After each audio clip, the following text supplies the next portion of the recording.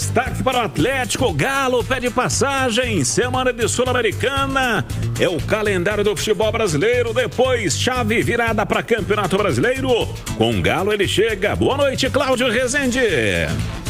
Um abraço, boa noite a você também, a todos do apito final desta segunda-feira. Ótima semana. No Galo.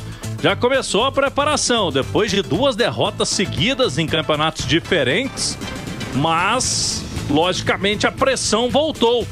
O Galo que não consegue emplacar no campeonato, na temporada, e por conta disso, os atletas precisando dar respostas aos torcedores nesse período de campeonato brasileiro, que o time está ali na parte intermediária da tabela.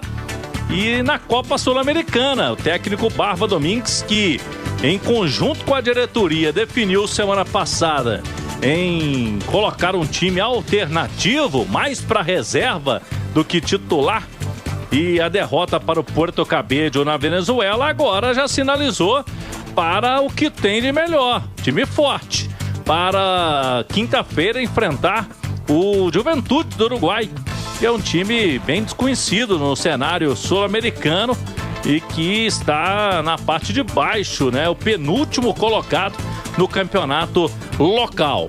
Para esse jogo, portanto, o Galo deve ter aí um time para dar resposta, para vencer e para retomar a confiança dos jogadores. A preparação começou hoje e ainda os atletas vão ter 2 treinamentos sob o comando do Barba Domingues para definição do time. Lógico que vai ser de novo em conjunto com a diretoria, pensando na sequência, porque no domingo tem o jogo contra o Coritiba no estádio Couto Pereira, mais um como visitante, em sequência em termos de campeonato brasileiro. Daí o Galo que vai para dar uma resposta. 2 derrotas seguidas, vão no Campeonato Brasileiro, também antes na Sul-Americana. E agora um detalhe, né? O Barba que não perdeu em casa, tá 100% jogando na Arena MRV. Chave virada para a Sul-Americana. E o time para esse duelo de uma competição internacional? E aí, Vini? Pois é, Hugo, a estratégia do Atlético, para mim, ela estava bem clara, né? Que era utilizar a força máxima no Campeonato Brasileiro e um time alternativo na Copa Sul-Americana. E para mim, a estratégia inicial estava correta. Só que o desempenho do Atlético contra o Puerto Cabello na Sul-Americana foi tão assustador, mais assustador até do que o resultado, que já foi péssimo, né? Você perder para um time venezuelano, foi a primeira vez que isso aconteceu na história do Atlético, mas a postura, ela foi horrorosa. O time que parecia que não estava afim de jogar aquele jogo foi tão ruim que faz com que o Barba agora possa rever essa estratégia. E eu acho que ele não vai querer correr o risco de novo de colocar um time alternativo e a equipe não dar a resposta. Então, pela entrevista coletiva depois do jogo contra o Santos, imagino que ele vai querer colocar a força máxima e vai esticar a corda agora, Campeonato Brasileiro e Copa Sul-Americana, e daqui a pouco tem Copa do Brasil também. Hugo, não era para ser assim, né? O Atlético tinha que passar pela fase de grupos da Sul-Americana sem sustos, com um time alternativo, com um time mesclado, pode chamar do jeito que for, mas não precisava usar força máxima para ganhar do Puerto Cabello, para ganhar do Juventude do Uruguai e para ganhar do Cienciano, com todo respeito.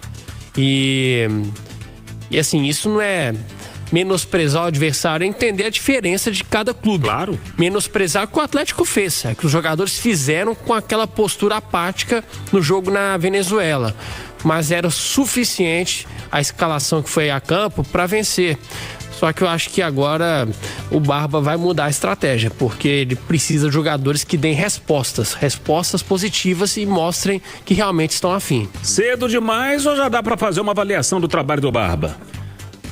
É cedo, mas já dá para fazer uma avaliação sem decretar se o Barba já é um sucesso ou um fracasso. Mas é um treinador que eu acho que tem algumas virtudes. Ele chega para consertar o sistema defensivo do Atlético. Ele consegue, nesse primeiro momento, ele faz com que o Atlético seja menos exposto. Ele traz um senso de urgência por competitividade e em determinado momento consegue também. A gente viu o Atlético brigando muito em jogos contra São Paulo, contra o próprio Fluminense, em que o time perdeu, mas jogou bem, contra Atlético Paranaense, contra Chapecoense, e ali foi um melhor momento. Esses 2 últimos jogos é que eles preocuparam, assustaram, porque o Atlético voltou a estaca zero. Aquela velha história de falta de entrega, falta de luta, do adversário correr mais, isso voltou a acontecer. E aí eu nem coloco na conta do Barba, não é ele que tá no campo, não, Hugo. São jogadores. O Atlético parece que tem que jogar sempre ali com a adrenalina lá em cima, tem que jogar sempre na pressão, porque se relaxar um pouquinho parece que perde o foco. Então chegou o momento do Barba chamar também a turma na responsabilidade para que o Atlético possa voltar a ter aqueles bons momentos que teve nesses jogos que eu citei anteriormente. 11h42 e o atacante Hulk vivendo um jejum de gols em Resende. O atacante Hulk, que já tem aí um período de seca, 2 meses sem marcar gols. Esse período já incomoda não só ele, mas as críticas começam a aparecer de uma forma mais forte, não só por comentaristas, pela imprensa, mas também pela torcida do Galo. Ele tem um total prestígio com o técnico Barba Domingues. O Hulk, ele vem sendo titular nas principais partidas. Na Venezuela foi preservado, inclusive, para que ele tivesse condições de fisicamente estar mais inteiro no duelo contra o Santos na Vila Belmiro, e de novo o Galo não produziu ofensivamente. Hoje o Hulk, em postagem na rede social, na academia do Atlético, a nova academia da cidade do Galo, abre aspas, ele colocou: focar e trabalhar, porque criticar é sempre mais fácil. Então vamos escolher o caminho mais difícil. Postagem do Hulk hoje, porque ele, nesse período, depois do jogo contra o Itabirito, que foi no sábado de carnaval, não mais balançou as redes dos adversários. Vem sendo questionado, não só o Hulk, mas ele é o cara que simboliza mais o ataque do Atlético, que na Vila Belmiro de novo foi inoperante. 11h43, essa fase do Hulk, de todo o time, né? Mas claro que a gente pontua em cima do Hulk, que é o cara que chama a responsabilidade, é o craque do Galo, ídolo. E vive uma seca, né? Então, assim, quando a gente fala em Hulk, a gente pensa em gols, em um jogador mais participativo, e isso não tem acontecido tanto. Até aconteceu, tá? Para ser justo, contra a Chapecoense e contra o Atlético Paranaense, mesmo ele não tendo marcado, ele participou bem, dando assistências, participando do jogo. Mas contra o Santos foi muito mal. Eu acho, Hugo, é um momento de carreira em que o treinador, ele tem que entender o que o Hulk pode entregar, e para mim não dá pra gente achar que o Hulk possa jogar 90 minutos sempre, não dá. O Hulk tem que ter uma dosagem maior, até porque para ele estar bem tecnicamente, ele precisa estar bem fisicamente, e é um atleta de 40 anos, então ele tem que ter um cuidado especial. E o Hulk também entender que a fase dele, que o momento de carreira dele é diferente de 21, de 22, de 23, em que não tem como mais. O Hulk não vai conseguir dar aquelas arrancadas que ele pegava a bola do meio de campo e ia parar lá no gol e ninguém conseguia parar. Então, agora é um jogo que o Hulk tem que ser muito mais coletivo. Às vezes eu acho que o Hulk prende demais a bola, ele quer segurar muito o jogo, porque ele tinha muita qualidade para isso. Só que hoje não, ele tem que tentar acelerar mais, buscar um passe, 2, para fazer o jogo desenvolver de uma forma mais rápida.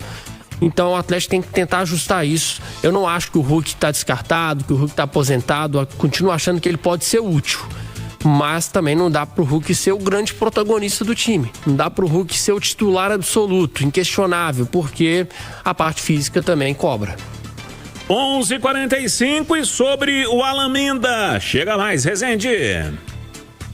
O Alan Minda, ele fez bons minutos no jogo contra o Fluminense. O torcedor vai se lembrar, antes da data FIFA no Maracanã, aquele jogo que o Galo perdeu, mas ele entrou ali dando uma dinâmica mais interessante em relação aos jogos anteriores, iniciais dele. E aí ficou uma expectativa, o Alan Minda pode render mais, está num período de adaptação, de novo país, é muito jovem, foi para a seleção do Equador.